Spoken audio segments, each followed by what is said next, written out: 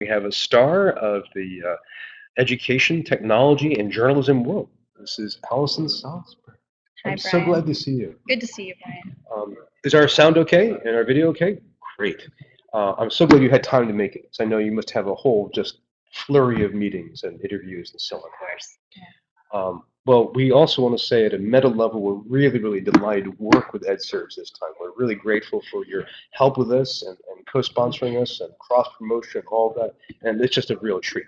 Of course, we've been following along since you all started the Future Well, thank Forum you. in the EdSurge office on our laptops, on our grubby red couch, watching everyone. So Well, I want to see excited to be photos of that on. red couch. And of course, we've been following you. And you know, in the Future Trends report that I publish every month, we link extensively to EdSurge stories because you guys break a lot of news. I have a ton of questions to ask. And let me ask the first one, which is a kind of personal, professional question. What do you do at EdSurge now? What is your role? I'm assuming Czarina, but there's got to be some more. So I'm the Director of Higher Education at EdSurge. EdSurge started about 5 years ago in K-12. 5 years ago? 5 years ago as a journalism company covering K-12 education and the changing landscape of ed tech in K-12, in particular with the vision of trying to bridge the communication and relationship gap between companies building technologies and teachers and administrators actually using the technologies. Big chasm there. EdSurge's goal is to help close that through storytelling, events, and other things. And so higher ed, we started working on that about a year ago when I joined EdSurge. So we have a lovely team of higher ed educators, engineers, of journalists, and we're working to build an EdSurge for higher ed. Well, that's really good stuff. We get lots of good content. And I look forward to the, I want to say newsletter. That's not right. Is it the email blast we get?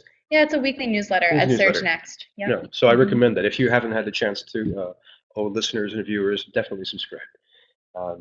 And so your goal there is, I mean, are you the organizer to try and grow EdSurge higher ed into? That's exactly right.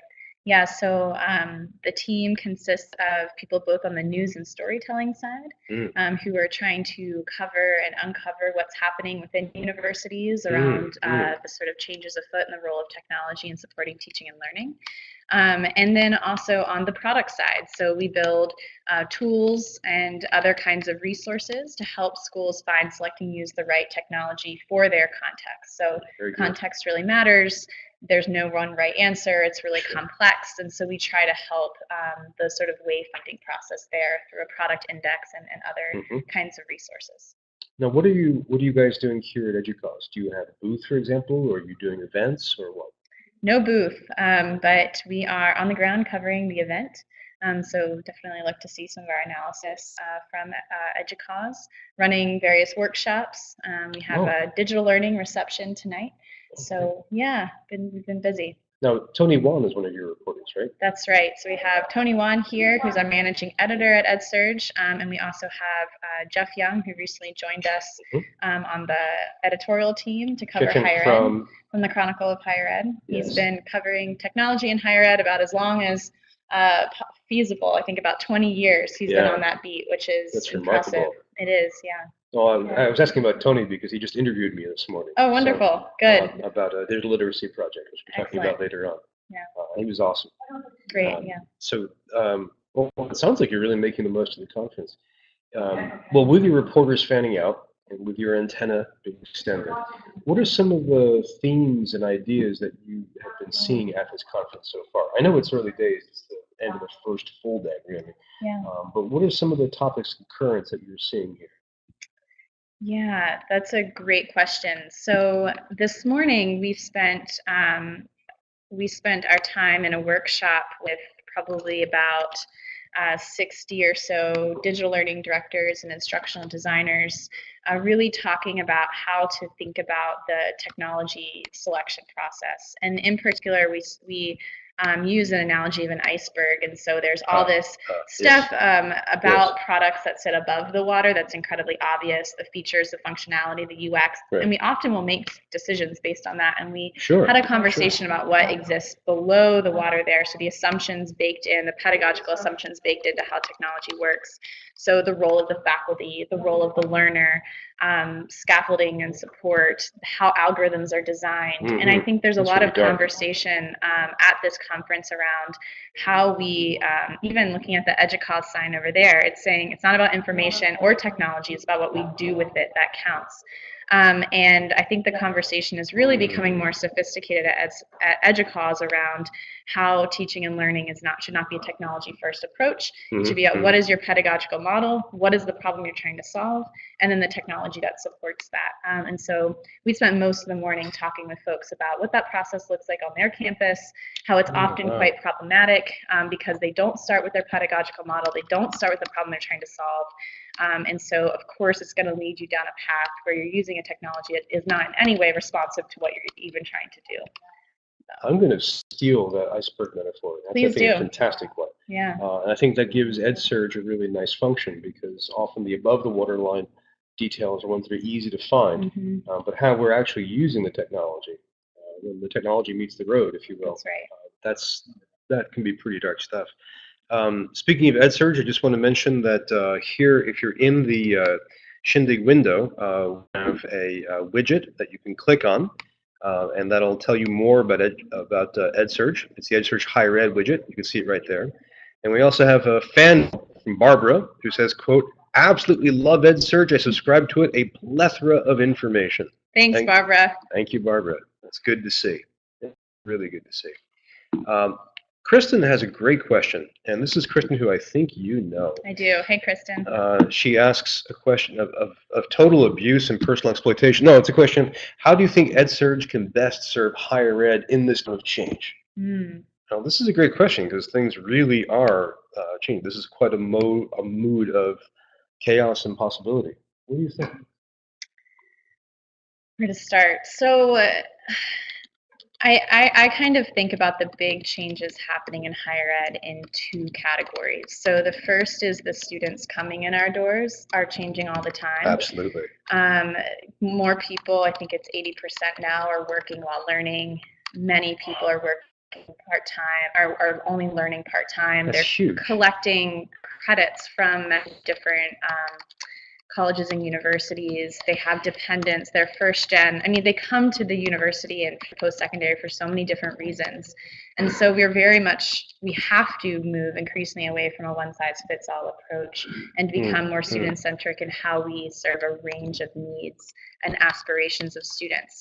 And so we think a lot about how do we actually highlight the ways in which these students' lives are designed, and then therefore how we can respond with our educational approaches. So we spend a lot of time thinking about non-traditional learners, or the new majority, or whatever you want to call them. I hate the word non-traditional. I'm looking for a better word. If anyone new majority is actually new majority, I think works well. So we think a lot about those students, and then what kinds of post-secondary models best fit their aspirations and also what their lives look like. So raising visibility around that question, I think, is core to what we're trying to do. Good. But I think the other major change pressure in higher education is coming in our doors, but what they're expected to do once they leave. And so that is changing all the time. And so even if you look at World Economic Forum trend data, when they say what are the skills and capacities needed for 2020 learning, the top things are complex problem solving, coordinating with others, people management, creativity. And I think we have to really ask ourselves, are we teaching that in any part of the post-secondary system? Are we doing that well? And if so, what does that look like? Getting, I think, a lot of the conversations about technology are often how do we do what we're currently doing better, faster, cheaper? And I think that is... Well, all three at once. That's the iron triangle, right? That's right. But I actually think that's the fundamentally wrong question to ask, because what we're doing now is not doing a great job serving the learners coming in, and it's not preparing them for this world they're going into. And so technology cannot be used to say, how do we do it better, faster, cheaper? I think it has to be used to fundamentally ask questions around doing things differently.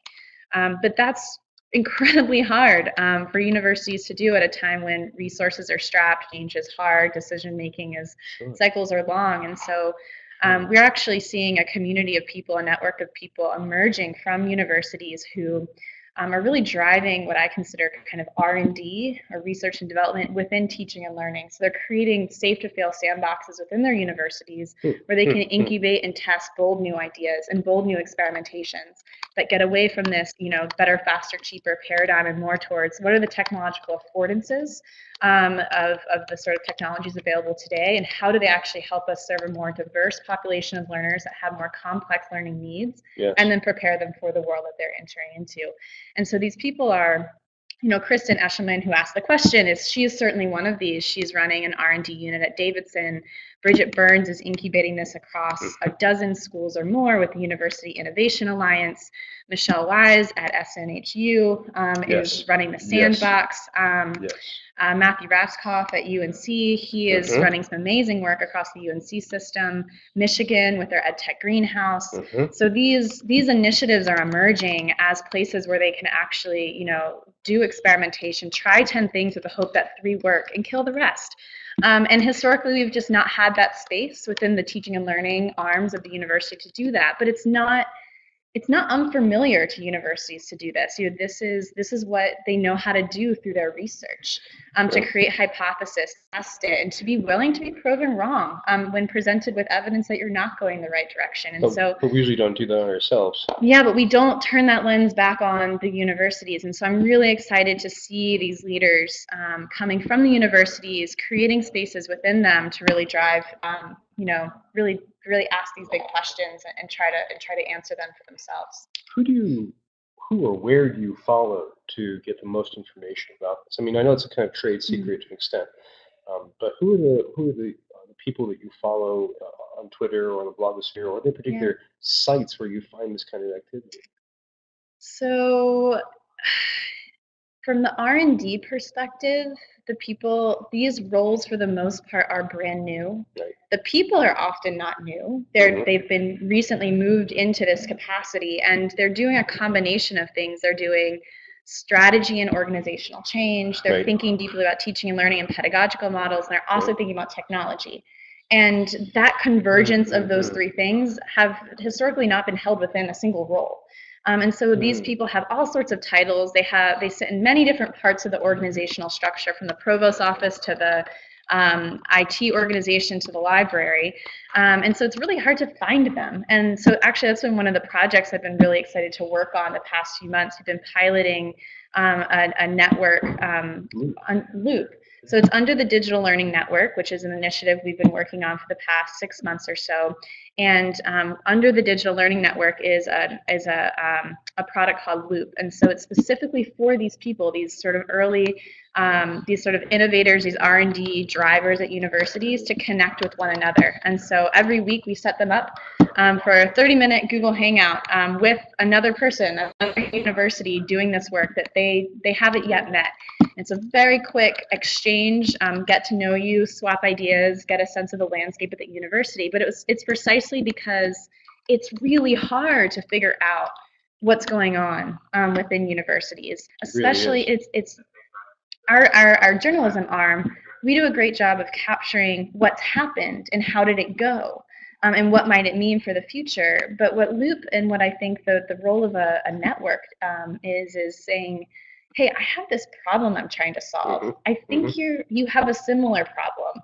Maybe we should talk now before we've actually built anything, to co-create something together, or to at least be able to bring many perspectives to bear on how you might solve that problem. And so we've actually been thinking a lot about the role of networks in enabling the system to be a little bit more dynamic, and for knowledge sharing to happen in a more fluid and consistent way, while projects are actually in the process of becoming. Because once they're complete, it's great to shout from the top of what you've accomplished and to celebrate that success, but you no longer need people's help at that point. And so how do we actually build connectivity while we're still creating? You're talking about it goes back to that iceberg metaphor again, below the waterline. Absolutely. Well, this is those of you who are viewing this in the Shindig environment, please know that we have a widget to the Digital Learning Network. So it's on the screen there, right underneath the EdSurge Higher Ed button, so you can click that to learn a lot more. I'm conscious of time, and we're coming up on about the 2-minute warning. And there's so much more I can ask you. Let me ask you a kind of wild card question. Sure. You were there in Georgetown in May when we had was. that meeting about the possibility of transforming educational technology into a discipline. Where do you think that might go now? I mean, there's been a lot of press and some back and forth about that. Is this would that transformation help us in trying to connect people under the waterline? Or do you think that's an idea that doesn't go very far? What do you think? So I'm a huge fan of Eddie Maloney and what he's doing at Georgetown. And he, I think, is responding in many ways to that trend I was talking about of these people working at the intersection of organizational change, teaching and learning, and technology. That these roles didn't exist before. That body of work did not exist before. And it's not a stagnant thing. It's not like you learn it once and then you're good. It's a constant process. True. And I think currently where those people get their information from, and we know this because we've asked 100 or more of them, how did you learn to do what you do? And most of them kind of feel like they've been thrown into these roles. There is no right answer. They're calling one another. They're doing Google searches. They're reading bloggers. They're reading groups like EdSurge or Inside Higher Ed. And there's no central place where you can access high quality analysis that's been in some way, connected to the history of the space, that's doing, asking deep questions about what works and how do we know and for whom.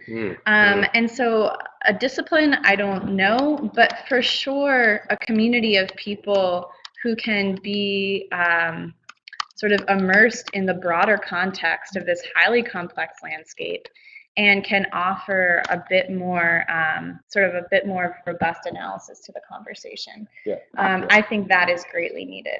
And if the work that's happening around, if we need to call it a discipline to get that, then fine. But I see it more as we need a more robust community of people that are doing sort of deep analysis potentially from many different disciplines. So. Well, unfortunately, my notepad file is running out of memory. No, the bigger problem is that we are just about out of time. But what I like about your answer to my intemperate question is that it ties into your notion about having a kind of convergence of people who are looking at learning, technology, and organizational change. And that's the kind of that trifecta we were seeing in the possibility of forming this new discipline. Thank you so much. I feel we could talk for a long time. Yeah, we'll have you back you. So we can learn more about you. That sounds wonderful. And once again, thank you, and thank you, EdSurge, so much for contributing to make this event possible. Of course, really appreciate absolutely. That. Yeah, good to talk to you. Oh, and you have a good conference. I'll see you around. Bye.